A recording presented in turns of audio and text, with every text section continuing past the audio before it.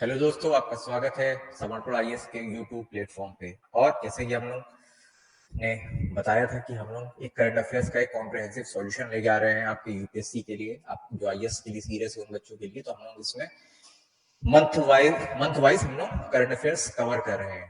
तो कल हम लोग ने दो करंट अफेयर्स कवर किए थे इस वीक के ही, ठीक है। और काफी कॉम्प्रिहेंसिवली तरह से कवर किए गए थे। आपका मेंस के लिए सीरियस है या प्रीलिम्स के लिए भी सीरियस है, तो फिर आपको उसमें से बहुत ज्यादा जानकारी मिल सकती है।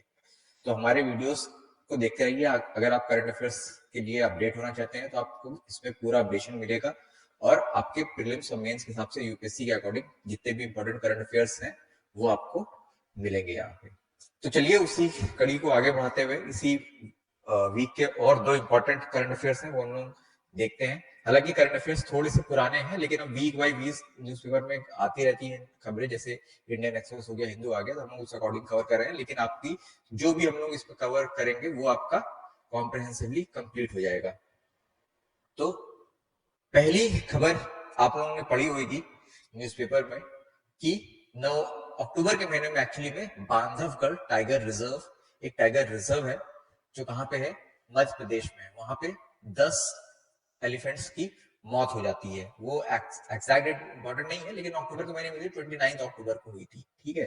तो एक 13 एलिफेंट्स का हर्ड घूम रहा था, और उसमें से क्या होता है कि 13 में से 10 की कुछ अनजान कारणों से मौत हो जाती है। और जिसमें से जो 10 होते हैं उसमें से 9 फीमेल्स होती हैं और एक मेल होती हैं, और 3 बच जाते हैं। जो 3 बचते हैं उसमें से 2 मेल होते हैं और एक काफ होता है, एलिफेंट काफ, एक एलिफेंट का बच्चा होता है। तो जो बांधवगढ़ टाइगर रिजर्व है उसके जो ऑफिशियल्स होते हैं, फॉरेस्ट ऑफिशियल्स होते हैं, एमपी गवर्नमेंट आती थी, क्योंकि 10 एलिफेंट का एक साथ डेथ हो जाना, एक साथ उनकी डेथ हो जाना काफी बहुत बड़ी न्यूज बन जाती है, नेशनल हेडलाइंस में जाती है, सारे न्यूज़पेपर्स में और टीवी चैनल्स में इसको दिखाया जा रहा था। तो आइए हम लोग इसके पीछे जानते हैं कि उनकी डेथ क्या क्यों हुई। और उसके साथ साथ टाइगर रिजर्व की जो हम लोग बात कर रहे हैं, ये रिजर्व फॉरेस्ट है, एक नेशनल फॉरेस्ट है, डिक्लेयर्ड फॉरेस्ट है। तो यहाँ पे क्या क्या प्रॉब्लम्स थी जिसकी वजह जो फेस करनी पड़ी होंगी यहाँ के ऑफिशियल को, और जिसका अल्टीमेटली रिजल्ट क्या हुआ कि इन एलिफेंट्स की डेथ हुई, ठीक है। तो पहले तो हम ये देख लेते हैं कि बांधवगढ़ कहाँ पे है, क्योंकि ये प्रीलिम्स के हिसाब के लिए आपका इंपॉर्टेंट है, ठीक है। तो जैसे आप जानते हैं कि टाइगर को रिजर्व करने के लिए, टाइगर को कंजर्व करने के लिए, टाइगर की पॉपुलेशन बढ़ाने के लिए एक प्रोजेक्ट टाइगर चला था, उसके अंदर टाइगर रिजर्व घोषित किए जाते हैं। वैसे ही इसमें से कुछ इंपॉर्टेंट बने हैं, सारे नहीं बने हैं, काफी ज्यादा है, 50 से ऊपर है। लेकिन जहां पे ये इंसिडेंट हुआ वो था बांधवगढ़ टाइगर रिजर्व, और ये इधर पड़ता है मध्य प्रदेश के बिल्कुल बीचों बीच में। टाइगर रिजर्व है इसका मतलब ये नहीं है कि केवल टाइगर रहेंगे, इसके अलावा बाकी भी वाइल्ड लाइफ, बाकी भी मैमल्स वहां पे रहते हैं, तो एलिफेंट्स वगैरह भी रहते हैं, ठीक है। तो एलिफेंट, अब ये जो ईस्टर्न एमपी का और साथ में लगा हुआ ये छत्तीसगढ़ का, और ये थोड़ा सा इधर का एरिया महाराष्ट्र का, ये फॉरेस्ट एरिया है, ठीक है, ये फॉरेस्ट एरिया है। तो यहाँ पे एलिफेंट्स का आना जाना, मूवमेंट एक स्टेट से दूसरे स्टेट में बहुत होता रहता है, ठीक है। तो कुछ यहाँ छत्तीसगढ़ से आए होंगे एलिफेंट्स आपके बांधवगढ़ में। तो बांधवगढ़ में मतलब ये अब बांधवगढ़ के रहने वाले थे, नेटिव थे, क्योंकि एलिफेंट्स एक ऐसी स्पीशीज है जो कि माइग्रेट करता रहता है पानी और फूड के परस्यूट में, उसके परस्यूट में लगातार मूव करता रहता है। तो जो खबर मेंस की है उससे आपके प्रीलिम्स के लिए क्या क्या इंपॉर्टेंट निकाल सकते हो कि सबसे पहले चीज बांधवगढ़ टाइगर रिजर्व है कहाँ। तो बांधवगढ़ टाइगर रिजर्व जो है वो आपका एमपी में पड़ता है, एमपी में पड़ता है। और यहाँ पे 29 अक्टूबर की रात को 13 का हर्ट जो था एलिफेंट का, उसमें 10 की मौत हो जाती है। जब उसका पोस्टमार्टम किया जाता है तो पता लगता है कि जो एलिफेंट्स थे उन्होंने एक सीरियल होता है, कोर सीरियल, कोडो मिलेट, उसको खाया था, और उसके खाने की वजह से इनकी मौत हुई थी, ठीक है। उसको खाने की वजह से इनकी मौत हुई थी। और जो एक इंस्टीट्यूट है, Indian veterinary research institute Bareilly में, उसने जब इनका पोस्टमार्टम रिपोर्ट करी, उसने पोस्टमार्टम किया, तो उन्होंने देखा कि एक एसिड होता है, एक थोड़ा टॉक्सिक सब्सटेंस होता है, साइक्लोपियाजोनिक एसिड। वो इन्होंने पाया कि इन एलिफेंट्स, मरे हुए एलिफेंट्स के वाइटल्स ऑर्गन्स में, हार्ट, लिवर, स्टमक्स में ये काफी ज्यादा पाया गया। तो जिसका कारण उन्होंने देखा कि उसका कारण ये बनता तभी है जब कोई एनिमल कोडो मिलेट खा लेता है, ठीक है। तो कोडो मिलेट खाने की वजह से ये टॉक्सिक सब्सटेंस बना और जिससे उनकी मौत हो गई। अब कोडो मिलेट के बारे में थोड़ा सा जान लेते हैं, ठीक है, क्योंकि कोडो मिलेट जो है वो अपने आप में जहरीला नहीं होता। ऐसा नहीं है कि कोडो मिलेट खा कोई भी खाए उसकी मौत हो जाएगी। कुछ सर्कमस्टेंसेस होते हैं, कुछ ऐसी चीजें होती हैं जब कोडो मिलेट खाने से आपके बीमारी या डिजीनेस या अल्टीमेटली डेथ हो सकती है। तो वो उसके बारे में देखते हैं, क्योंकि कोडो मिलेट के बारे में ऐसा नहीं है। कोडो मिलेट एक्चुअल में एक कोर्स सीरियल है, ठीक है। जैसे हम लोगों का जवार, बाजरा, बार्ले इस तरह के कोडो होते हैं, वैसे ही कोडो मिलेट भी एक आपका कोर्स सीरियल है। ये होता है कोडो मिलेट देखने में ऐसा होता है, ठीक है। तो कोडो मिलेट की खास बात क्या है, इसको वाइल्ड सीरियल भी बोलते हैं। अब आपके एग्जाम के पर्सपेक्टिव से कोडो मिलेट भी इंपॉर्टेंट हो जाता है कि इसकी क्या क्या खास बात है, ठीक है। पहली बात तो ये अपने आप में जहरीला नहीं है, ठीक है। ऐसा नहीं है कि कोई भी इसको खाएगा तो उसकी डेथ हो जाएगी, ठीक है। तो ये अपने आप में जहरीला नहीं है। इसको वाइल्ड सीरियल्स भी बोलते हैं और ये मोस्टली आपका फॉरेस्ट और ट्राइबल रीजन्स में कल्टीवेट किया जाता है, वहीं पे उगाया जाता है। वहीं पे ये ट्राइबल्स एरियाज में, फॉरेस्ट एरियाज में उगाया जाता है, ठीक है। और क्योंकि इसमें खास बात यह है कि ये हाई इन प्रोटीन होता है, प्रोटीन काफी ज्यादा होता है इनसे, हाई इन प्रोटीन होता है और फाइबर, ठीक है। प्रोटीन और फाइबर की मात्रा इनमें ज्यादा होती है। इस वजह से भी आपका ये जो है, ये आजकल वो लोग जिनको लाइफस्टाइल डिजीज होती हैं, जैसे डायबिटीज हो गया, कार्डियोवास्कुलर डिजीज हो गए, ठीक है, तो जिनको इस तरह की मोटापा हो गया, तो उनको कोडो मिलेट सजेस्ट किया जाता है, क्योंकि इसमें प्रोटीन ज्यादा होता है, फाइबर ज्यादा होता है, तो लाइफस्टाइल डिजीजेस को कंट्रोल करने में ये हेल्प करता है, ठीक। लेकिन कोडो मिलेट कब जहरीला बन जाता है, कब वो ऐसा होता है कि इसको खाने से अगर ह्यूमन भी खाए या एलिफेंट भी खाए तो उसकी मौत हो सकती है, इसके बारे में जो रिसर्च है वो बहुत ज्यादा नहीं है। बहुत ज्यादा रिसर्च नहीं की गई है कोडो मिलेट से, और खासकर एलिफेंट्स के संदर्भ में कि एलिफेंट्स अगर इसको खाएंगे तो कब मौत होगी, किस टाइप ऑफ कोडो मिलेट की कंडीशन में खाएंगे तो मौत होगी। ज्यादा रिसर्च नहीं हुई उसके बारे में। फिर भी जो थोड़ी बहुत रिसर्च हुई है वो ये है कि एक 2023 में एक 2023 में एक स्टडी पेपर पब्लिश हुआ था जो ये बताता था कि कोडो मिलेट को खाने से एलिफेंट से दूसरी वाइल्ड लाइफ पे क्या फर्क पड़ता है, ठीक है। तो उन्होंने ये इसके अकॉर्डिंग, जैसे मैंने बोला कि ये एमपी में उगाया जाता है, ठीक है, छत्तीसगढ़ में। और ये वाला एरिया कौन सा है, ठीक है, ये एरिया आपका सेमी एरिड एरिया है, यहाँ पे बारिश कम होती है। तो कोडो मिलेट जो है वो मेनली जो है, कोडो मिलेट जो है वो मेनली सेमी एरिड एरियाज में ग्रो किया जाता है, तो सेमी एरिड एरियाज में इसको कल्टीवेट किया जाता है, ठीक है। तो इसको जो कल्टीवेट करने का जो टाइम होता है वो यही होता है आपका सितंबर अक्टूबर वगैरह का महीना, ठीक है। लेकिन कभी कभी ये होता है सेमी एरिड कंडीशंस में, क्योंकि यहाँ पे बारिश नहीं हो रही होती है, इन एरियाज में बारिश नहीं होती। लेकिन कभी कभी क्या होता है कि जब ये हार्वेस्टिंग का टाइम आता है, इनके हार्वेस्ट करने, कोडो मिलेट के हार्वेस्ट करने का टाइम आता है, अगर उस समय समर रेन हो जाए, ठीक है, या स्प्रिंग रेन हो जाए, तो क्या होता है, ये कोडो मिलेट का जो क्रॉप होता है, जो पौधा होता है, वो सस्टेबल हो जाता है। इससे फंगल इन्फेक्शन से, इसमें फंगल इन्फेक्शन लग जाता है। स्पेशली एक टाइप का फंजाई होता है, एक टाइप का फंगस होता है, एरगॉट फंगस, और एरगॉट फंगस पकड़ लेता है, इस पौधों में लग जाता है। और वो जो होता है, एरगॉट फंगस जो होता है, वो इसको टॉक्सिक बनाता है कोडो मिलेट को, और कोडो मिलेट के अंदर आपका वही साइक्लोपियाजोनिक एसिड प्रोड्यूस करता है। ये कोडो मिलेट के अंदर साइक्लोपियाजोनिक एसिड प्रोड्यूस करता है मिलेट्स के अंदर, कोडो मिलेट्स के अंदर। और ये सब्सटेंस जो होता है, ये मैंने पहले बताया आपको कि ये बहुत ही जहरीला होता है, ठीक है। तो इस तरह की कंडीशंस कोडो मिलेट का जब ग्रोइंग सीजन होता है तो रेयर होती है, मतलब नॉर्मली होती नहीं। लेकिन अक्टूबर में कभी कभी होता है कि जब कोडो मिलेट का हार्वेस्ट करने का टाइम आता है, अगर उस समय बारिश हो जाए इन सेमी एरिड एरियाज में, तो एक जो कोडो मिलेट्स जो कि ग्रो कर रहा होता है, या इनफैक्ट जिसको हार्वेस्ट करके रख दिया गया होता है बंडल बना के, उनमें भी ये फंगस पकड़ लेता है, ठीक है। और एरगॉट फंगस पकड़ लेता है, एरगॉट फंगस इनको टॉक्सिक बना देता है। तो इस टाइप के कोडोमलेट को अगर कोई खाता है तो उसके लिए जहरीला साबित हो सकता है। और यही चीज हुई इन 10 बेचारे एलिफेंट्स के साथ, क्योंकि वो एलिफेंट्स उनको नहीं मालूम, वो बांधवगढ़ से निकले होंगे, अगल बगल के जो फार्म लैंड्स हैं, फार्म एरियाज है, वहां गए होंगे, वहां पे किसी फार्मर ने कोडोमलेट उगाया होगा। अब इनको तो नहीं मालूम कि कोडोमलेट जहरीला है, इन्होंने उसको बहुत ही ज्यादा क्वांटिटी में खा लिया, ठीक है, क्योंकि कोडोमलेट वहां पे हार्वेस्ट हुआ था और उन्होंने बहुत ही ज्यादा क्वांटिटी में उसको खा लिया, और जिसकी वजह से इनकी डेथ हो गई।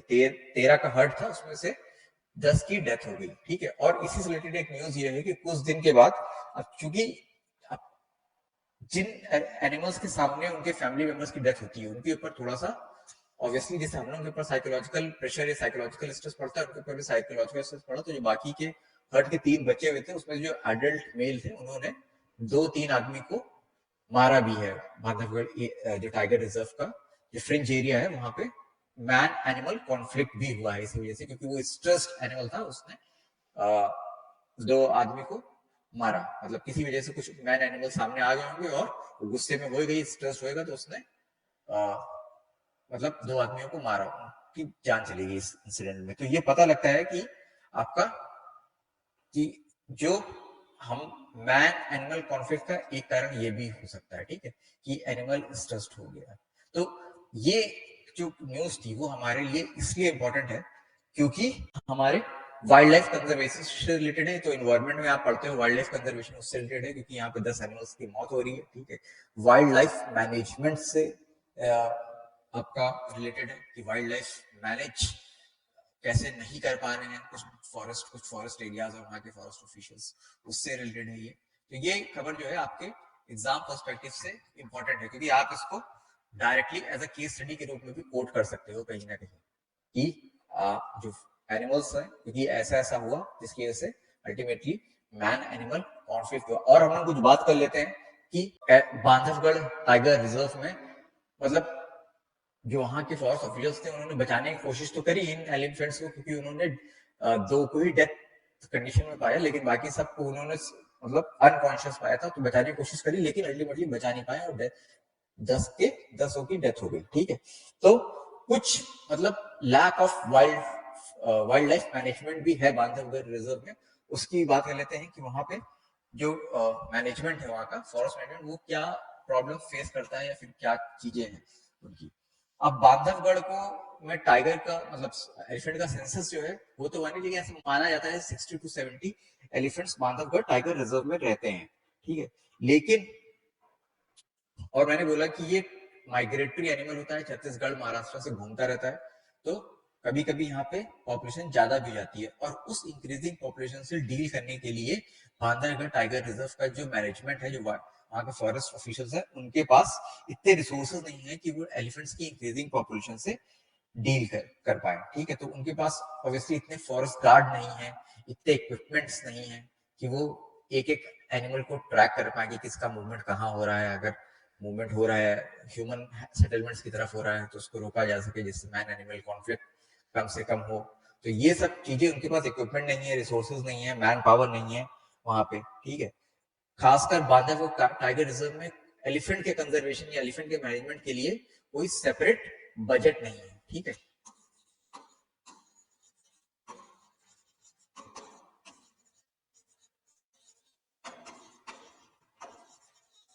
फॉर एलिफेंट मैनेजमेंट, ठीक है। और दूसरा जो कारण मैंने पहले ही बता दिया था आपको कि उनके पास रिसोर्सेज नहीं है, मैन पावर भी नहीं है। फॉरेस्ट जो गार्ड्स होते हैं उनके पास केवल साइकिल होती है, ठीक है, वो साइकिल से ही ट्रेस करते हैं इन एनिमल्स को, ठीक है। साइकिल से ट्रेस करते हैं, तो कभी कभी वो लोग खुद इन एनिमल्स का शिकार बन जाते हैं। ऐसे इंसिडेंट है कि टाइगर्स ने फॉरेस्ट गार्ड्स को मार दिया या फिर क्रिटिकली इंजर्ड कर दिया। और इसका जो कारण है कि कोई सेपरेट बजट नहीं है, उसका कारण यह है कि 2 साल पहले एमपी में जो प्रोजेक्ट एलिफेंट था,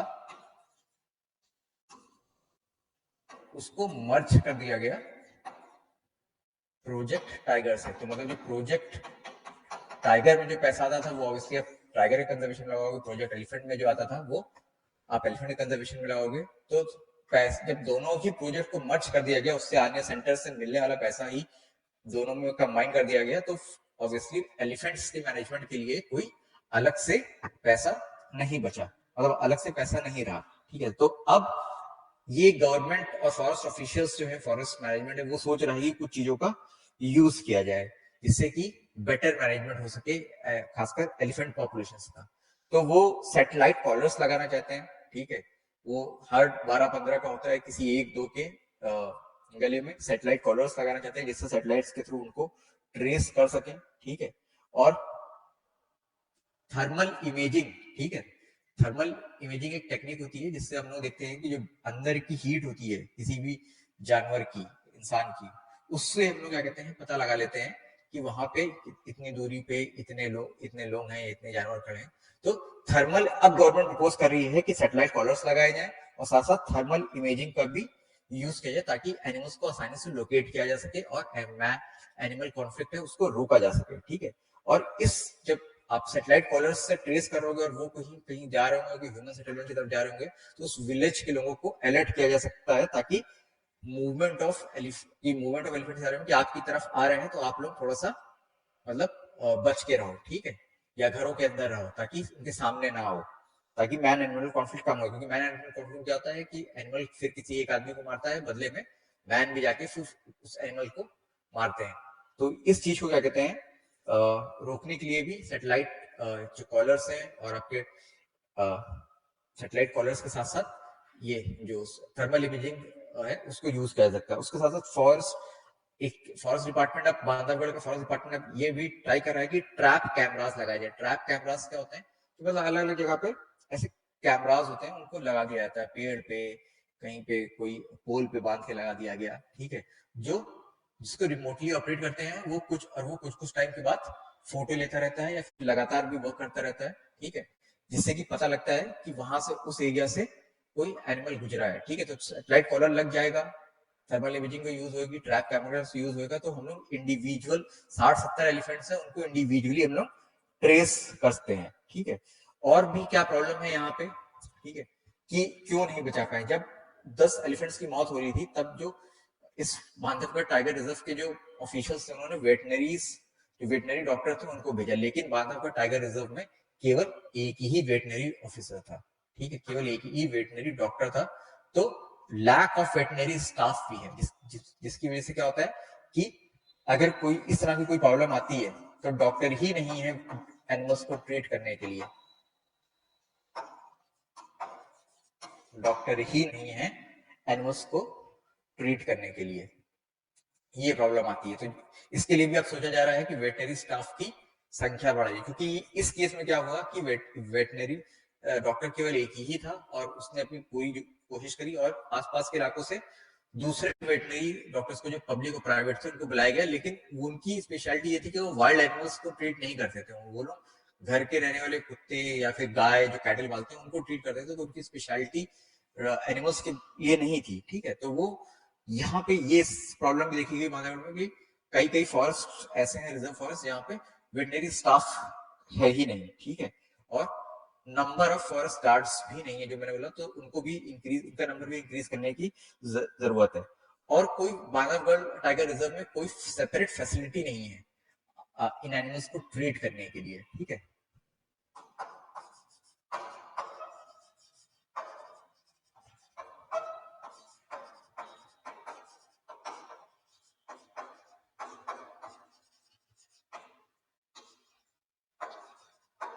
मतलब ये है कि सेपरेट फैसिलिटी, कोई सेपरेट एरिया नहीं है, कोई हॉस्पिटल नहीं है, कोई इस टाइप का वो नहीं बना है कि अगर कोई जख्मी या कोई बीमार या फिर इस तरह की कंडीशन में कोई जानवर फॉरेस्ट मिले तो उसको उठा के लाया जा सके और यहाँ पे उसका सही से ट्रीटमेंट किया जा सके। ठीक है, क्योंकि यहाँ पे सारी ऐसी फैसिलिटी होगी तो वहाँ पे इक्विपमेंट होंगे, वहाँ पे आपके पास इक्विपमेंट होंगे, आप डॉक्टर्स होंगे, स्टाफ होगा, तो आप सही से इलाज कर सकते हैं। अदरवाइज क्या होता है कि जिस स्पॉट पे एनिमल पाया गया जख्मी कंडीशन में या फिर ऐसी कंडीशन में एलिफेंट्स पाए गए थे, ठीक है, अनकॉन्शियस, तो डॉक्टर्स को उसी स्पॉट पे जाके ट्रीट करना पड़ा और ऑब्वियसली सारा साजो सामान लेके जाना पड़ता होगा और उसमें प्रॉब्लम आती है।